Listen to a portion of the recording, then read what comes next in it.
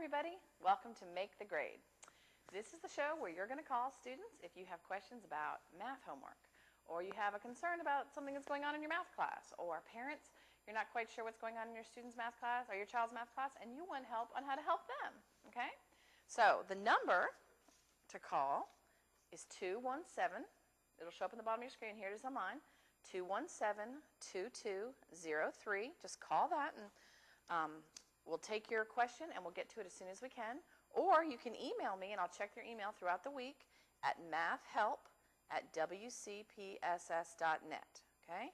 And I check that throughout the week. So if you have a question, I can try to get back to you before Wednesday. Okay? All right. So that number will keep appearing on the screen. What I'd like to start with today is I heard from Little Bird that there's a lot of geometry going on out there, specifically with quadrilaterals. Okay? So there are a lot of properties that go with quadrilaterals. So geometry classes, I want you to listen up. And everyone else who's doing anything with geometry, this is not going to hurt you to listen, okay? Algebra 2, it still comes back. You're going to see it on the SATs. Algebra 1, there's some geometry knowledge when you go into Algebra 1. In middle school, you are working with it all the time, okay? So we're going to talk about quadrilaterals. To start off, I'm going to make a little tree, if you will, okay? So let's talk about where do quadrilaterals belong, okay? Quadrilaterals belong to the family of polygons, okay? So in the world of polygons, and by definition, what's a polygon? A polygon is a closed figure, so it's closed, whose sides are made up of segments, okay? Now, you've already explored the world of triangles, and they're coming back, okay? So there's triangles. And now, another type of polygon is a quadrilateral. Quad meaning four, okay? Any four-sided figure, or any four-sided polygon, okay? Now, four sides, that's the most important thing, and all the polygons that we're going to talk about next all have four sides, okay? So, the very first thing I want you to do is to have an open mind. I'm going to teach you a little dance that's going to help you to learn all your properties. And there's nobody looking at you right now. There's nobody paying attention to you, and if they are, forget it. You're going to get these properties. If you learn them, you'll have them, and you can do them in little miniature form like if you're taking a test, and nobody will know what you're doing. Just do them, okay? So quadrilateral, first thing is you're going to strike a pose. You're going to make some sort of four-sided figure to get started, okay? Strike a pose. All right? I also want you to make a chart. So let me get the chart started as well. On the chart, if you look here on the paper, we're going to qualify this as quadrilaterals. And the main property about quadrilaterals is that it's four-sided, and of course, these all belong to the family of polygons. Okay? Four-sided. And I'm going to put a little d here because that's the definition of a quadrilateral, a four-sided polygon. Okay? All right. The next quadrilateral we're going to deal with, there's several different types of quadrilaterals, but the one that we're going to deal with right now are parallelograms. Parallelogram. Okay? And just like the definition talks about, a parallelogram actually has four properties that make it a parallelogram. Okay? Grab another piece of paper. Actually, five properties. If you have a parallelogram, the first property is that the opposite sides are parallel. Say that with me. Opposite sides are parallel. The second property of parallelograms is opposite sides are congruent. Opposite sides are congruent. So, opposite sides are parallel. Opposite sides are congruent. We also know that opposite angles are congruent. Why are opposite angles congruent? Well, if we drew a diagonal, we could create congruent triangles, and then we'd find out that corresponding parts are congruent. So if you ever had to do a proof as to why that was true, that's where it comes from. So opposite angles are congruent. What do we know so far? Opposite sides are parallel. Opposite sides are congruent. Opposite angles are congruent. The next thing we know is that consecutive sides are supplementary. And why is that? Because if we extend the sides and use one side, you see how that's a transversal? So let me label these angles 1, 2, 3, and 4. That's telling us that angle 1 and angle 2 are supplementary. Angle 2 and angle 3, if we use these parallel lines and this transversal, 2 and 3 are supplementary. 3 and 4 are supplementary. 1 and 4 are supplementary. All right, so what do we know? Opposite consecutive angles are supplementary. The final thing we know is if we drew a diagonal, if we draw diagonals in a parallelogram, They are not the same length. And if I draw an exaggerated parallelogram, you can see that. Okay? That they are not the same length. That one is much shorter than this one, has to travel an awful long way. Okay? But one of the things they do is they bisect each other. So that point in the center is the midpoint. So what do we know? We know that diagonals bisect each other. Okay? All right, so there's 5 very important properties. All right, let's put them in the chart. What is this? This is a parallelogram. Oh, oops, can barely fit in there, okay. Parallelogram, and what do we know? We know that opposite sides are parallel, opposite sides are congruent, opposite angles are congruent, consecutive angles are supplementary, and diagonals bisect each other. Okay? So, by definition, a parallelogram is a quadrilateral. It's a 4-sided figure with all 5 of these properties making it true. And the best one for the definition would be that opposite sides are parallel. That would be the best definition of a parallelogram. And then these other properties. Now, you've been seeing them as conjectures, and it would start off, if the quadrilateral is a parallelogram, then opposite sides are congruent. If the quadrilateral is a parallelogram, then opposite angles are congruent, okay? So every one of these we can make into a conditional statement. Okay, so there's our properties on our chart. Now let's put it into motion. Now, I know this is going to sound silly, but if you can physically get movement involved with your learning, your brain can attach to it much easier and will learn it and memorize it much easier. So if you were learning vocabulary, if you got up and walked around the room, your brain will actually help you learn that vocabulary much better. Have you ever been working on a problem and you're stuck with it and you're frustrated and you just get up to get a snack or something? It's not the snack part that's helping you. It's the fact that you got up and you got moving. You got oxygen going to your brain. You got the blood flowing. Anytime you can put movement of any sort to your learning, it helps out a lot, okay? All right, so here you go. Here's the moves. We know 4-sided figure. That's your quadrilateral, okay? Now, first property, opposite sides are parallel. Opposite sides are parallel. Okay, make your hands like parallel. Opposite sides are congruent. Opposite sides are congruent. Opposite angles are congruent. See, picture that I've got a parallelogram right here. Opposite angles are congruent, okay? Now consecutive angles. Consecutive angles, there's 1 and 2, 2 and 3, 3 and 4, and 1 and 4, okay? Consecutive angles are supplementary. Consecutive angles are supplementary. And then what was the last one? Diagonals bisect each other. Okay? So the 5 major properties of parallelograms are they're a quadrilateral with opposite sides are parallel. Opposite sides are congruent. Opposite angles are congruent. Consecutive angles are supplementary. Diagonals bisect each other. All right, good. All right, next shape. From the parallelogram world, if we took that parallelogram that I had here a second ago and I straighten it up, okay? So the most important part is that it's still a parallelogram, which means its opposite sides are parallel. Its opposite sides are congruent. Opposite angles are congruent. Diagonals are consecutive angles are supplementary, and diagonals bisect each other. So it has all the properties of a parallelogram, but something is very important, and that is when we straightened it up, all the angles became right angles. All right? So what type of shape is that? Well, when you have a parallelogram that has all 4 right angles, it becomes a rectangle. Okay? Another property about a rectangle is if we draw the diagonals, because it's a parallelogram, they have still bisected each other, but now that the sides are all even, the diagonals are also congruent. There's another property with them, okay?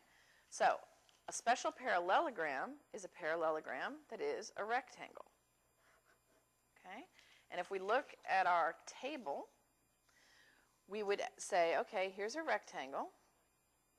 A rectangle is a quadrilateral.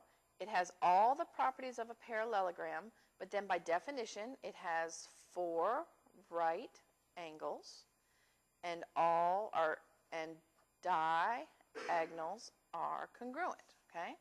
And by definition, that would be the definition of a rectangle. a parallelogram with 4 right angles, okay? Again, these can be written conditionally. If the parallelogram is a rectangle, then it has 4 right angles. If the parallelogram is a rectangle, then the diagonals are congruent. So every one of these represent a theorem. All right, so let's put it into motion. Ready? What do we know? We know that a rectangle is a quadrilateral with all the properties of a parallelogram. Opposite sides are parallel. Opposite sides are congruent. Opposite angles are congruent. Consecutive angles are supplementary. Diagonals bisect each other. And then what do we know? We know that all the angles are right angles. So all angles are right angles. All angles are right angles. Next thing we know is that all the diagonals are congruent. So diagonals are congruent. Okay? All of those properties, the 5 plus the extra 2, make a rectangle. Okay? All angles are right angles. Diagonals are congruent. All right. Next shape. If I had taken my original parallelogram and instead of straightening up the sides, I took it and I squished it together, okay? And I squished it together until all of the sides were the same length, then we have a new shape. But it's important to point out that this is still a parallelogram, which means what do we know? Opposite sides are parallel. Opposite sides are congruent. Opposite angles are congruent. Consecutive angles are supplementary. Diagonals bisect each other. But now it has something very special about it, and that is that all the sides are congruent. If you have a parallelogram in which all sides are congruent, it is known as a rhombus. Okay? Now, if you have that rhombus, now that I've gone and written in the middle of it, let's draw another one off to the side. A rhombus to me kind of looks like a square that got sat on. So picture that you were on a box, an empty box, and it just started to give way and it slipped a little bit, okay? So all the sides are congruent. That's a special property of a rhombus. So a parallelogram with all sides congruent is a rhombus. But then there's some other special things that happen. And that is when you draw the diagonals, because it's still a parallelogram, the diagonals bisected each other. But the diagonals also did something else. And sometimes you can see it better if I turn it like this. Can you see it? What happened is that the diagonals are perpendicular. So what we just created was 4 right triangles. And that can be pretty powerful. Okay? So the diagonals are perpendicular, which gives us a bunch of right angles right there in the center. And the final thing that happened is because we have all these right triangles, we can make congruent triangles. It turns out that the angles in each of the corners, these opposite angles, each angle was also bisected. Now, they're not all equal to each other. The opposite ones are equal to each other, but all the angles were also bisected. Okay? All right, so there's 3 special properties for a rhombus. Okay, so let's put those into our chart. Okay, so rhombus. A rhombus is a quadrilateral. It has the 5 major properties of a parallelogram. It doesn't have the properties of a rectangle. It has 3 special of its own. And those are that all the sides are congruent. The next thing we know is that the diagonals are perpendicular. And the final thing that we know is that the opposite angles are bisected. Okay? So there are the special properties of a rhombus. And if we were to define a rhombus, we would say a rhombus is a parallelogram in which all the sides are congruent. So I'm going to put that little D so that you can do that. And then these would be 2 more conditionals that if the parallelogram is a rhombus, then the diagonals are perpendicular. If the parallelogram is a rhombus, then opposite angles are bisected. Okay, so let's put this into motion. You ready?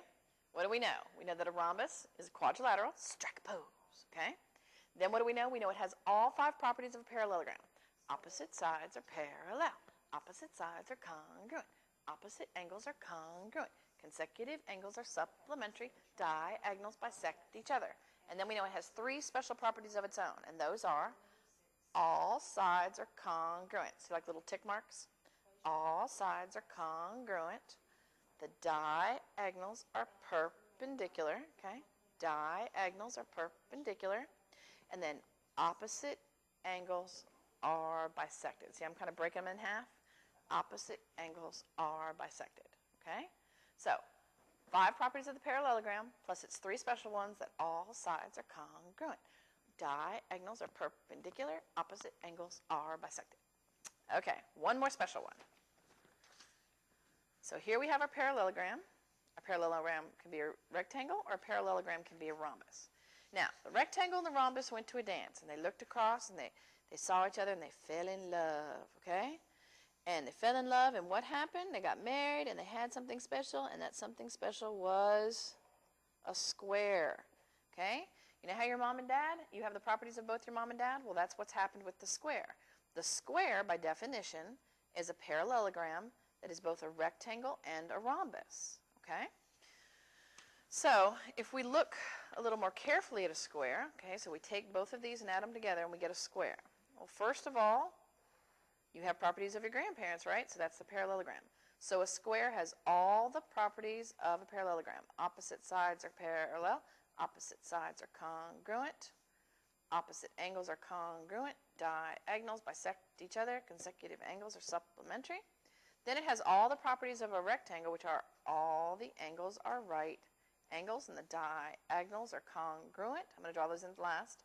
Then it has all the properties of a rhombus, in which all the sides are congruent. And then let's get those diagonals in there. The diagonals do what? Well, all the things that diagonals can do. Diagonals bisect each other. Diagonals were congruent, so all of those pieces are the same, and diagonals are perpendicular. Okay, so you have a lot of isosceles right triangles going on in there now. And then the last property is that opposite angles are bisected. And because all the angles were right angles to begin with, all the angles that have been bisected also work out to be 45-degree angles now, because they've all been cut in half. So not only do we have right triangles, isosceles right triangles, but we have the 45, 45, 90 pattern. So squares are very special. A lot is going to come up with squares. All right, so let's look at our chart. So what is a square? All right, let's put square up here. A square is a quadrilateral. It has all the properties of a parallelogram, the 5 properties of a parallelogram. It has the 2 properties of a rectangle, plus it has the 3 properties of the rhombus. If we were to define a square, we would say a square is a parallelogram with 4 right angles, because it has to be like a rectangle, and all sides congruent. So it's basically a combination of those 2. All right, let's put that into motion. Then I want to give you another special hint. Actually, before we put it into motion, look at this chart one more time. This question comes up all the time in terms of sometimes, always, never. Okay? When you go down the chart, the answer is going to be sometimes. Okay?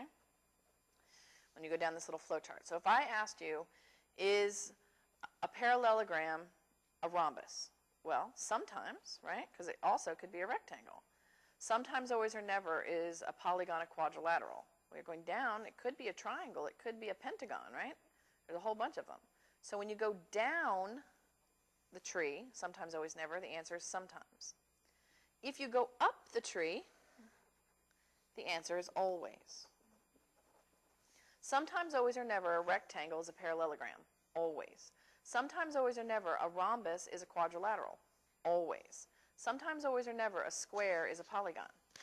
Always, okay? Sometimes, always, or never, a square is a rhombus. Always. Sometimes, always, or never, a rhombus is a square. Well, sometimes, and it's that one time when it has also the properties of a rectangle. The other thing to remember is if you go side to side, the answer is never. Sometimes, always, or never, a rectangle is a rhombus. Never, okay? Sometimes, always, or never, a triangle is a quadrilateral. Never. Okay? There's going to be a couple other quadrilaterals that I'm not going to talk in detail today, but I will put them right here in the chart, and that is a trapezoid. Okay. And a trapezoid has one set of parallel lines. Okay? Sometimes, always, or never, a parallelogram is a trapezoid. Never. It's going across. And then the last type is a kite. Okay. And a kite has no sides parallel. It's by definition 2 sets of consecutive sides congruent. So 2 sides parallel, 1 side parallel, no sides parallel. Again, if you go across, the answer is never. Okay? I think that's always helpful. All right, so let's put the square into motion. You ready? Squares, all 10 of them. Actually 11 if you include the quadrilateral. So strike a pose. All right, what's a square? Square is a quadrilateral with all the properties of a parallelogram then all the properties of a rectangle, then all the properties of the rhombus. Ready? Deep breath. Go. Opposite sides are parallel. Opposite sides are congruent. Opposite angles are congruent. Consecutive angles are supplementary. Diagonals bisect each other. All angles are right angles. Diagonals are congruent. All sides are congruent. Diagonals are perpendicular. Opposite angles are bisected. Awesome. If you can tape that, or when it comes on again, I think we come again, what, Saturday? Or go onto the website at Wake County Public Schools and learn this little dance, you have just learned 25 theorems. Okay? It's awesome. All right. So with that in mind, I think we're getting some calls now about this geometry. Let's see if we can put it, not into motion, but I'm going to remind you. Let's go ahead and do some problems.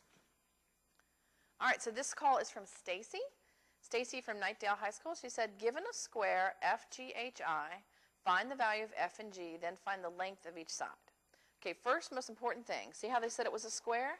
Stacy, as soon as you know it's a square, you know that those last 10 are all 10 properties. The properties of a parallelogram, properties of a rectangle, properties of a rhombus. You've got to know those properties. That's an awful lot that you can say about a square. And here's the drawing of FGHI. Find the value of f and g, and now see how it's small f and small g, so we're talking about the variables now. Then find the length of each side. Well, if we can find the length of one side, we'll know the length of all the sides, because one of our properties of a square is that all sides are congruent. So I really strongly believe that when you have problems like this, you need to set up the geometry. So things that we know the length of FG equals the length of GH equals the length of IH, excuse me, equals the length of FI. So all of our sides are congruent. So if I start making some equations, I have 3f plus 2 equals 2g minus 5 equals 5f minus 8 equals g plus 6. Now if I leave it all together, I can't really solve it algebraically because look, I've got 1, 2, 3 equal signs. But if all of them are equal, I can pull out the ones that I want. Well, let's pull out 3f plus 2 and 5f minus 8. Aren't they equal? Sure.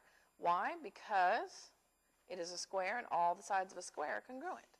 So we can say 3f plus 2 equals 5f minus 8. The other equation would be this one right here, the 2g minus 5 and the g plus 6.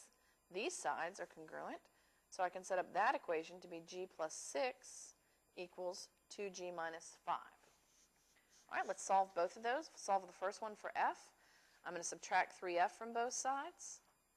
I'm left with 2 equals 2f minus 8. Let's add 8 to both sides.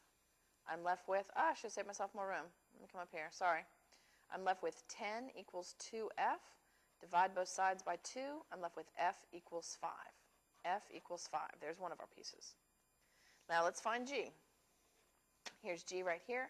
I'm going to subtract g from both sides. I'm left with 6 equals g minus 5. Add 5 to both sides. I'm left with g equals 11. So there's my g. So I found that piece. And now the question is find the length of each side. Just pick the one you want. You know which side I'm going to pick? G plus 6. Why? Because that one has the least math involved. You can pick any of them. They should all work out to be the same. And we'll test a second one just to be sure. So g plus 6 equals the length of a side. We know g to be 11. So 11 plus 6 is 16. So the length of all the sides should be 16. Let's test it with one of the f sides. How about 3f plus 2? That should be 16, shouldn't it? Put f in. Substitute f in. 3 times 15. 17. 11 plus 6 is 17. Whew, watch that arithmetic. Got me scared.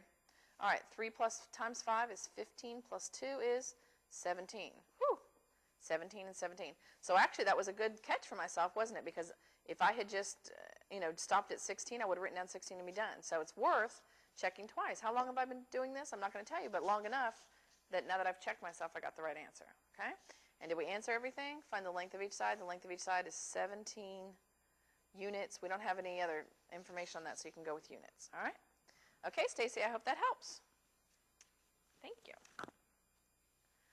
All right, we have another one from Melissa. Melissa from Knightdale High School. Ms. Norris is the teacher. She says, given triangle RES with vertices of R is 0, 0, E is 4, negative 6, and S is 8, 4, Find the equation of the perpendicular bisector of the line RE. Great question, Melissa. All right, first thing I want to do is I want to graph this so I can get a picture of it. I got my graph paper here, okay? So let's go ahead and plot these points. And it looks like they go into both quadrants, so let's make it big enough that I can see it.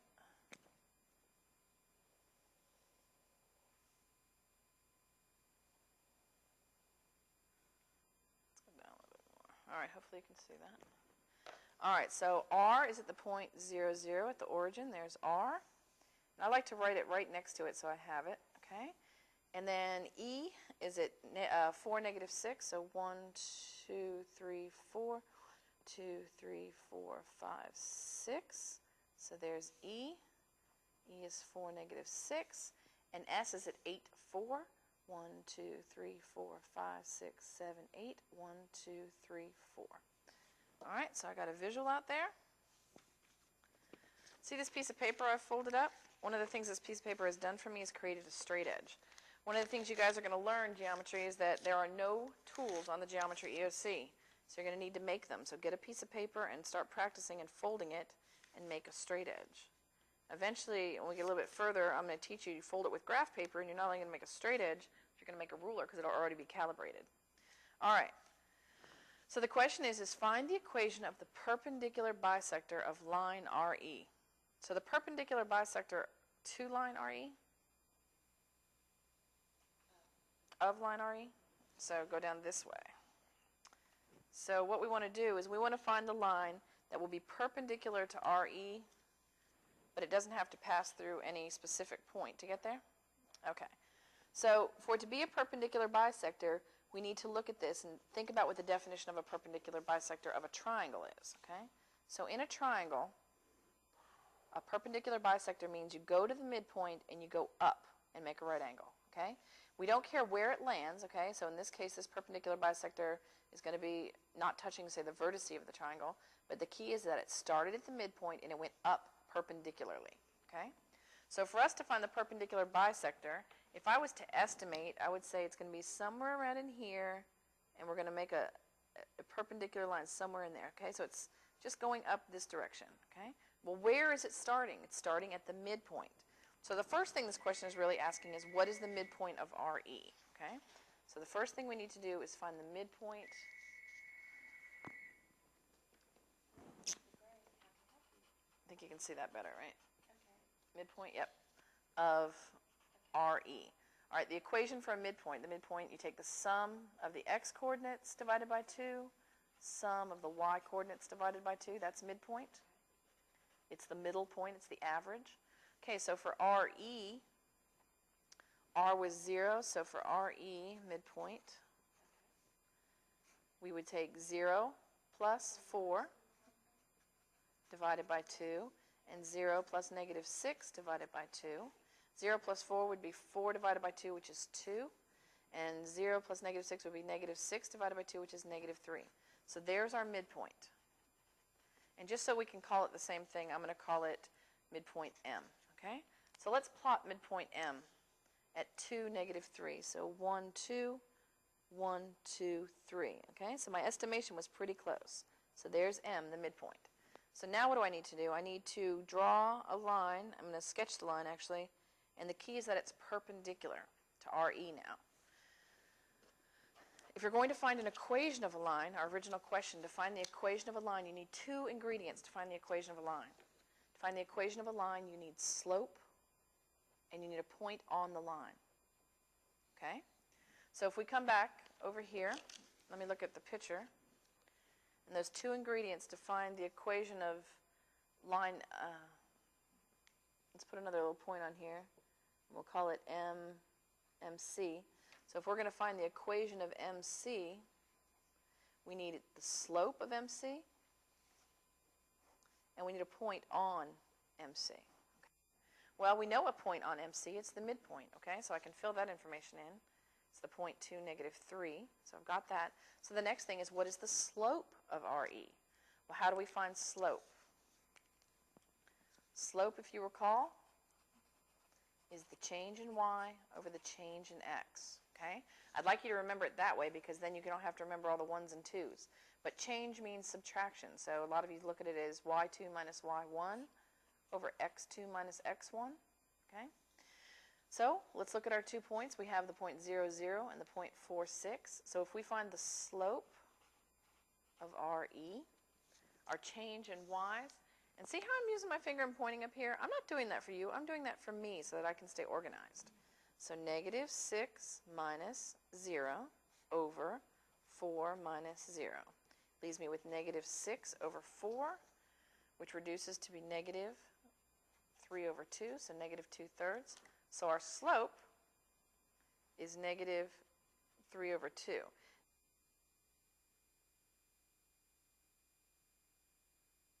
This is the slope of RE. And what do you know about lines that are perpendicular? Okay? Lines that are perpendicular. If line 1 is perpendicular, take them off the screen, hold on. It's perpendicular to line 2, then slope 1 times slope 2 equals negative 1. Or the way of looking at that is they're negative reciprocals.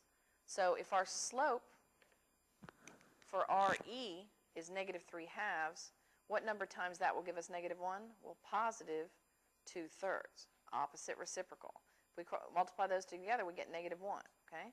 So that means that the slope of MC, remember, and I just called it MC, so I had something to talk to you about, is going to be 2 over 3. All right, well, the whole purpose that you did all that work, Melissa, was that now you can write the equation. You have a point on the line and you have its slope. So what are we going to do to write the equation of that line? We're going to use point slope form. Y minus the y coordinate equals slope times x minus the x coordinate. Okay? Substitute in what you know. Y minus the y coordinate is negative 3 equals slope, which is 2/3, times x minus the x coordinate, which is 2. Notice I wrote everything down before I started doing the arithmetic.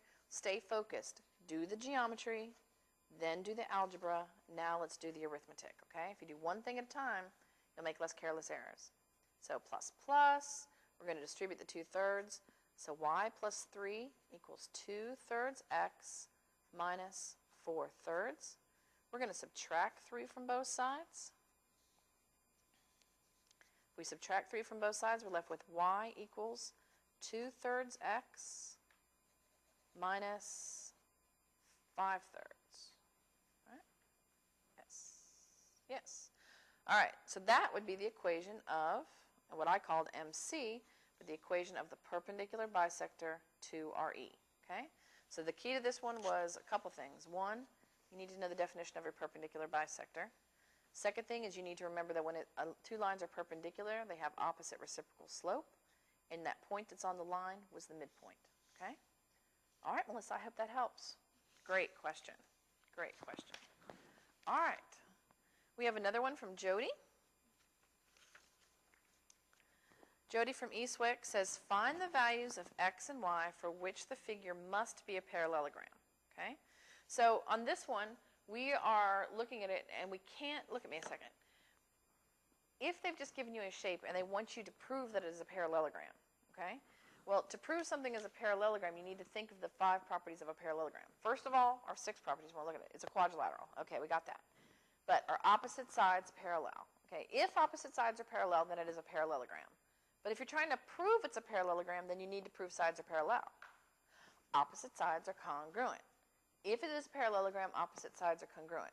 Well, the converse is also true. If the quadrilateral has opposite sides congruent, then it is a parallelogram. Opposite angles are congruent. Okay, the converse of that is true. So if the quadrilateral is a parallelogram, then opposite angles are congruent. The converse, if the, let's see, what's the converse? I just lost it. Oh, if the quadrilateral has opposite sides congruent, then it is a parallelogram. Okay? Next property was consecutive angles are supplementary. Okay, if it is a parallelogram, then consecutive angles are supplementary. If the quadrilateral has consecutive angles supplementary, then it is a parallelogram. That would be the converse. And finally, the last one would be the diagonals bisect each other. If the quadrilateral is a parallelogram, then diagonals bisect each other. The converse of that would be if the quadrilateral has diagonals that bisect each other, then it is a parallelogram. Okay? So in solving this problem, you have to look at it from the converse point of view, and you have to find the x and the y that'll make one of those properties work. Okay? So if we come back to the picture, find the values of x and y to prove that it must be a parallelogram. So looking at this, since it's not on a coordinate system, we don't know if the sides are parallel, but we can look to see if the sides are congruent. So if we go with the thought that opposite sides are congruent, if opposite sides are congruent, then it is a parallelogram, then we can go for that. So let's shoot for that. So if we did that, we would say that MA is congruent to IP. And if MA is congruent to IP, then the length of MA equals the length of IP. So we would say 4x plus 20 equals x plus 6. Oops, sorry, equal 26. Let's solve for that. So we subtract x from both sides. We're left with 3x plus 20 equals 26. Subtract 20 from both sides. We're left with 3x equals 6. Divide both sides by 3. We're left with x equals 2. Okay? So if x equals 2, then these sides, MA and IP, are congruent. All right, now we have to look at the other sides. The other side says, we would say that MI is congruent to AP, segment AP. And if segment MI is congruent to segment AP, then MI is equal to AP, the length. So we set those up. We would say, okay, 7y equals 6x plus 9. Uh-oh, we've got two variables. Hey, don't panic. It's the same problem, which means the x that you found in the first part is the x in the second half. So we can say 7y equals 6 times 2, substitute, plus 9. So I'm going to come over here a little bit. So 7y equals 12 plus 9. Now we can combine similar terms. 7y equals 12 and 9 is 21. Divide both sides by 7. We're left with y equals 3.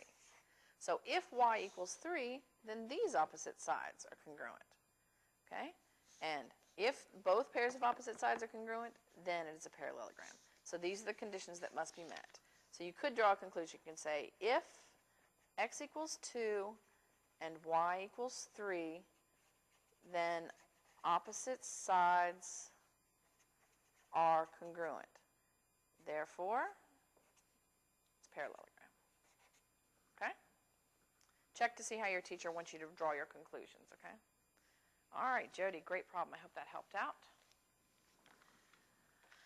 All right, we got another one. Kelly. Kelly from East Wake High School says, these must be tough ones that you guys have a test coming up, I bet. Find the values of x and y for which the figure must be a parallelogram. Okay, so Kelly, hopefully you were listening to me. Look at me. Hopefully you were listening to me when I talked about those 5 properties. You're basically doing the converse of all of those properties of whether sides are parallel, sides are congruent, opposite angles are congruent, consecutive angles are supplementary, or diagonals bisect each other. Okay? So if we can prove one of those things true, then it is a parallelogram. Okay? Now, I have probably said these theorems at least for each of them 4 or 5 times. You've got to know these properties and theorems. That's why I said put it to the dance. It'll really help. Okay? All right, so let's look at this one. Let's see what information they gave us. Looking at this parallelogram, they gave us information about the diagonals. So the property they're going with is if the parallelogram, or if it's a parallelogram, then diagonals bisect each other. And I said what would be the converse of that is what we need to try to use. So if the quadrilateral has diagonals that are bisected, then the quadrilateral is a parallelogram. Okay, hopefully you get my abbreviations.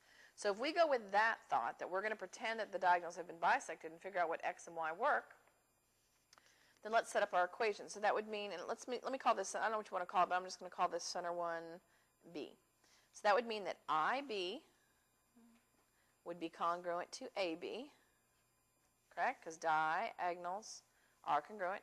If IB is congruent to AB, then the length of IB equals the length of AB, which means x would equal 2y. Okay, that one's not very helpful because it has 2 variables. Let's see what else we can do.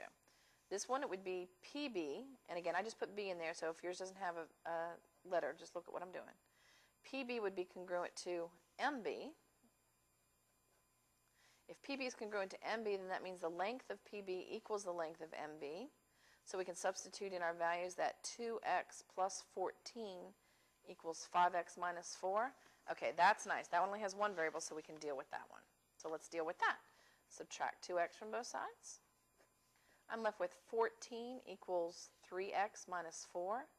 Add 4 to both sides. I'm left with 3x equals 18. Divide both sides by 3. I'm left with x equals 6. So if x equals 6, then that makes these, this diagonal, PM, bisected. Okay? All right, so now that we know what x is, we can substitute it back up here to find our y. So 6 equals 2y. Divide by 2 on both sides, we're left with y equals 3. So if y equals 3, then that makes these two, IA has been bisected. All right, so conclusion. If x equals 6 and y equals 3, diagonals bisect each other.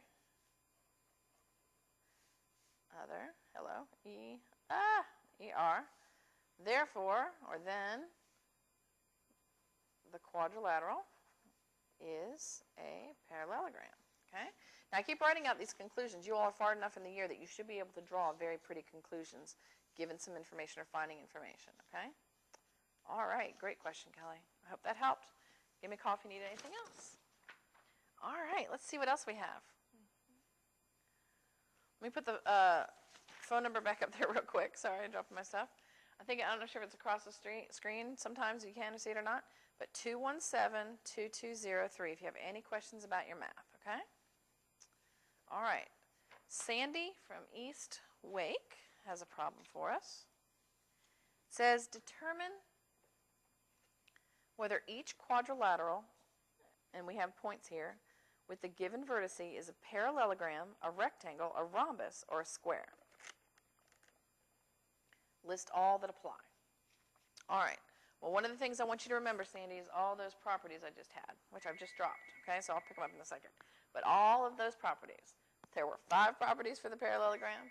There were 2 special properties attached to the rectangle, 3 other special properties attached to the rhombus, and then all 10 of them were attached to the square. Okay? All right, so let's put this on the coordinate system to start off with. I'm going to shift the problem up and leave the points visible. And it looks like they're all pretty much in the first quadrant, so I'm not going to draw everything. All right, so let's plot these out. So M is 1, 5 over 1, 1, 2, 3, 4, 5. There's M. N is 6, 5, 1, 2, 3, 4, 5, 6. 1, 2, 3, 4, 5. There's N. O is 6, 10. 1, 2, 3, 4, 5, 6. 5, 6, 7, 8, 9, 10. There's O. And P is 1, 10. So 1, 10. Oh, look at this. This one's beautiful. All right, Sandy, I'll tell you one thing. If you didn't plot this to start off with, there's the first thing you need to do, okay? The coordinate system is not going to lie to us. So if we look at this one, we need to analyze it in terms of, now this one actually works out to be pretty nice because everything is horizontal and vertical. But let's just pretend for a minute that everything wasn't this pretty, and we're going to approach it in that direction. First thing, is it a parallelogram? If it's a parallelogram, you have to prove one of the following. Okay, now there's an extra one in there. So listen to me. Come back to me. Those 5 properties I said. Okay, so if the quadrilateral is a parallelogram, then opposite sides are parallel. If the quadrilateral is a parallelogram, then opposite sides are congruent. If the quadrilateral is a parallelogram, then opposite angles are congruent. If the quadrilateral is a parallelogram, then consecutive angles are supplementary. If the quadrilateral is a parallelogram, then diagonals bisect each other. And there's one more, okay? This is the one they always throw out there because it's that extra one that you sometimes forget. If the quadrilateral is a parallelogram, or no, if one pair of opposite sides is both parallel and congruent, then the quadrilateral is a parallelogram, okay? So there actually are 6 ways to prove a quadrilateral is a parallelogram. That 6th way is often forgotten, and it's a real important one, that if you can prove just one side is both parallel and congruent, then it must be a parallelogram. Okay, so we know those 6 ways. So what are some things that we can find out about this? Well, it might help us if we get some basic information going. So first of all, let's figure out what the length of PO is, the length of ON is, the length of NM, and the length of MP. Now, because it's horizontal and vertical, I can just count. So the length of PO is 1, 2, 3, 4, 5, okay? And the length of ON is 1, 2, 3, 4, 5. The length of MN is 1, 2, 3, 4, 5. And the length of PM is 1, 2, 3, 4, 5. Okay? So that's something we know. However, if this had not been drawn this pretty, if everything wasn't so horizontal and vertical, first thing you need to do is find the length of the sides. And to find the length of the side, you're going to use distance formula. All right, the distance formula is the square root of the change in the x's squared plus the change in the y's squared. Okay, and change was subtraction. Okay. All right, this one worked out very nicely. We don't have to work too hard with that one. The next thing, so we found out that all the sides are congruent. Okay, so one of the things we did just discover, if all the sides are congruent, that it potentially could be a rhombus, right? The other thing to determine what shape is going to be involved is now we have to look at these, are the sides parallel? Because that's what's going to make it a parallelogram, correct? How are you going to know if sides are parallel? Well, to determine if PO is parallel to MN, you want to look at slope. So we need the slope of, and let's organize all of them, the slope of PO, the slope of ON, the slope of NM, and the slope of MP. Okay? How do we find slope? I mentioned it a second ago. Slope is the change in y over the change in x. So if we find the slope of PO, let me do it up here. The slope of PO, the change in y, and slope, okay, slope of PO. Let's get all my little notation here. So 10 minus 10 over 1 minus 6 equals 0 over negative 5, which is 0. Oh, look at that. It's a horizontal line. Yes, the slope of a horizontal line is 0. MN is also a horizontal line. It's 0. The coordinate system is not going to lie. Okay, those are horizontal lines. That means what is ON and PM? Well, they're vertical. So what is slope? Slope is undefined. Undefined. And if we actually did the math on that, let's go ahead and find the slope of PM. Slope of PM, we would say 10 minus 5 over 1 minus 1, which leaves us with 5 over 0, and that would be undefined. Okay? That's just a reminder. All right, so now we know their slopes are undefined and we know their length. From slope, what can we determine? We can determine what the lines are parallel. So PO is 0 and MN is 0, so these sides are parallel. The slope of ON and MN are both undefined, so these sides are parallel. So now we know that all the sides are congruent and opposite sides are parallel. Last thing that we need to determine is something about these angles, because the angles in the corners, the vertices, if they are right angles, will help us determine whether it is a rectangle or a square or not. Okay? How are we going to know if PM and PO, this angle right here, is a right angle? All right, well, first of all, on the coordinate system, we have a vertical and a horizontal line, so they're going to be perpendicular. But if it wasn't that pretty, what do you need to do? Well, you need to say, are the slopes opposite reciprocals of each other? Okay? So here's PO, and here's MN. Is 0 over negative 5 the opposite reciprocal of positive 5 over 0? Yes, it is. They are opposite reciprocals, and the 0 is kind of messing us up, but in theory, if you multiply them, you get negative 1, but that's really not working because they're horizontal and vertical. But they are opposite reciprocals of each other, in which case then you have a right angle, okay? And that is true of all of these. So all of these angles are right angles. All right, so what can we determine? Is it a parallelogram? Well, I said there were 5 ways to determine is it a parallelogram. Opposite sides are parallel, so yes, parallelogram. Opposite sides are congruent, yes. Opposite angles congruent? Yes. We didn't do any tests with the diagonals, so that's okay. What we could have done, found the distance of the diagonals and find them at midpoint and see if that worked. And are the consecutive angles supplementary? Well, 90, 90 is 180, so that works. So it is a parallelogram. Is it a rectangle? A rectangle has to be a parallelogram with 4 right angles. Is it a rectangle with or a parallelogram with 4 right angles? Yes, it is. Is it a rhombus? A rhombus would be a parallelogram with all sides congruent. Is it a parallelogram with all sides congruent? Yes, they're all 5, so it is a rhombus. And what would be a square? A square would be a parallelogram that has the properties of a rectangle, all right angles, and the properties of a rhombus, all sides congruent. So it is a square. Okay? So just remember, if it's pretty like this, then just count and write out your values. If it's not this pretty, you're going to have to do a little bit of work, Sandy, to find the length of each of the sides using distance formula. You're going to have to find the slope of each one of the sides, and then you're going to have to take some time to analyze all the sides together. Okay? All right, great problem. Thank you so much, Sandy. Are there any other questions? Carol from Knightdale. Aha, we are working with what appears to be a trapezoid. Okay? So I never talked about the properties of a trapezoid, did I? So a trapezoid, what is a trapezoid? Trapezoid is it a parallelogram? No. It is a quadrilateral. It's a 4-sided figure in which one set of sides is parallel. Now, when those sides are parallel, you can have 2 types of trapezoids. You can have these right here, which are known as the legs. The sides that are parallel are known as the bases, base 1 and base 2, and here's a leg. Okay. If the legs are congruent, it happens to be an isosceles trapezoid. So all the things that happen to an isosceles triangle would be true. So these base angles would be congruent. Okay. In just a generic trapezoid, are the base angles congruent? Not necessarily. But if I number the angles 1, 2, 3, and 4, see how these top sides, or the bases, are parallel, then that means angles 1 and 2 are consecutive angles on parallel lines, so they're supplementary. And 3 and 4 are also supplementary. Are 2 and 3 and 1 and 4? Not necessarily, okay, because it is not a parallelogram now. It has different properties.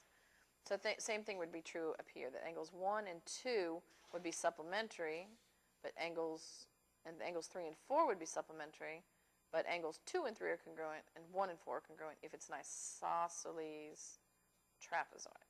Okay? So those are the main concerns with the trapezoid. So let's look at this one. Given that AC, here we are, AC, so anything about diagonals before we get started? Well, the diagonals of a trapezoid are not the same length necessarily, a regular trapezoid, nor do they bisect each other. But in an isosceles trapezoid, they are the same length. They do not bisect each other. But you know what they do? And I don't know if you can see it. See how I have this little triangle here? I have this big triangle here. Not sure if you guys have worked with it yet. In fact, I don't think you have, but it turns out that these 2 triangles will be similar. The top and bottom one will be similar. Similar triangles will have proportional lengths. And then look at these 2. See how this is the bow tie? If you've had it on any of your proofs, see these little triangles off to the side? These little bow tie triangles. And they're going to end up to be congruent. Okay, so those little bow tie triangles are congruent. All right, so let's see. So we know that AC is 7x minus 5. And BD is 4x minus 15. Find the value of x. And looking at our markings, what do we know? We know it is a trapezoid with its legs congruent, which means that it is an isosceles trapezoid. So these legs are congruent. So if we focus on the geometry, segment AC is congruent to segment BD because the legs of an isosceles trapezoid are congruent. If AC is congruent to BD, then they are equal in length by definition of congruent segments. Any of you struggling with proofs, this is going to get you there. If every time you write something down, you put a reason off to the side. What is our value of AC? 7x minus 15 equals 4x plus 15. Now we have our algebra. We did our geometry. Here's our algebra. Let's go ahead and do our arithmetic and subtract 4x from both sides. We're left with 3x minus 15 equals 15. Add 15 to both sides. Go ahead and do the algebra. Some of you might have seen this negative 15 and 15 and crossed them out. Be careful. 3x equals 30, so x equals 10. X equals 10. Was that the question? Let's go back up. Yep. What is the value of x? X equals 10. And the reason I say that, real important, is because on the EOC, I guarantee, well, I mean, of course I haven't seen it, but I bet A will be like 10, you know, and B will be 40, 55, okay, something like that. And C will be whatever, negative 3, and D will be, oh, I bet they'll take into account that you subtracted that, and they'll say 0. Okay, what happens is sometimes on the EOC, they're going to say find the value of x, but sometimes they're going to say find the value of a C. And you are going to get so excited that you found x, you're going to circle A. In this case, it was the right answer, but you have to go back and be sure that you're finding what it's looking for. And if the value of AC is actually 55, okay? So be very, very, very careful that you're answering the question. They kind of suck you in on that one because you're so excited you have the right answer, okay? All right. Great question, Carol. I've got a few more minutes. Let's see what we have. All right. From East Wake, Ben is asking us a question about a rhombus. Come back. Asking us a question about a rhombus, okay? So, reminder, Ben, what is a rhombus? A rhombus is a quadrilateral with the properties of a parallelogram and 3 special properties of its own. So let's dance, shall we? Ready? Dances with the stars. Here you go. Quadrilateral. It's parallelogram. Opposite sides are parallel. Opposite sides are congruent. Opposite angles are congruent. Consecutive angles are supplementary. Diagonals bisect each other. It's a rhombus, so all sides are congruent. Diagonals are perpendicular, and opposite angles are bisected. Okay? You've got to get the properties in your head. To get them best in your head, work them physically. Okay? And then on the test, you can sit there and go, opposite sides are parallel. Opposite sides are congruent. Nobody's going to pay attention to you. Who cares? Take your pen, do it on the paper, whatever. Okay? All right, so here we are, Ben, with fish. Fish is a rhombus. Happy little fish is a rhombus. I just told you what those properties of a rhombus. As soon as you see that word, all those properties stand true. With Fi, we know something about Fi, and if it is rhombus, and we know all these sides are congruent. So Fi equals 6x plus 2. Si equals 8x minus 4, and they want us to find Fh. Well, if we can find Fi, or we can find Is, then tell you what, we have Fh. Why? Because it's a rhombus and all the sides are congruent. All right, so what do we know? We know that segment Fi is congruent to segment Si. Why? Because all the sides of a rhombus are congruent. Therefore, Fi equals Si. Substitute what we know. 6x plus 2 equals 8x minus 4. Subtract 6x from both sides. We're left with 2x minus 4 equals 2 on this side. Add 4 to both sides. Whew, we're cutting it close. 2x equals 6. Divide by 2 on both sides. X equals 3. Okay? Remember that ESC? A is going to be 3. You're going to be so happy. But the real question is, what is FH? Okay? All right, what is FH? So that means we need to find the length of one of the sides. Let's find the length of Fi. 6x plus 2, substituting our value of x, 6 times 3 plus 2 equals 18 plus 2, which is 20. The length of Fi is 20, therefore the length of FH is 20. Okay? Oh, I'm so glad that came up. Just be sure that you always are looking for the final answer. Okay? All right, Ben, there you go. I hope that helps you out. I hope everybody is helping out with all of you. How much time have I got? Maybe a minute or two? All right, so it looks like another problem's coming in. Let me remind you one more time. I'm just going to dance. It's so exciting. Okay, property of a square. Ready? Watch, she's talking and getting the problem for me. It's quadrilateral. All the properties of a parallelogram. Opposite sides are parallel. Opposite sides are congruent. Opposite angles are congruent. Consecutive angles are supplementary. Diagonals bisect each other.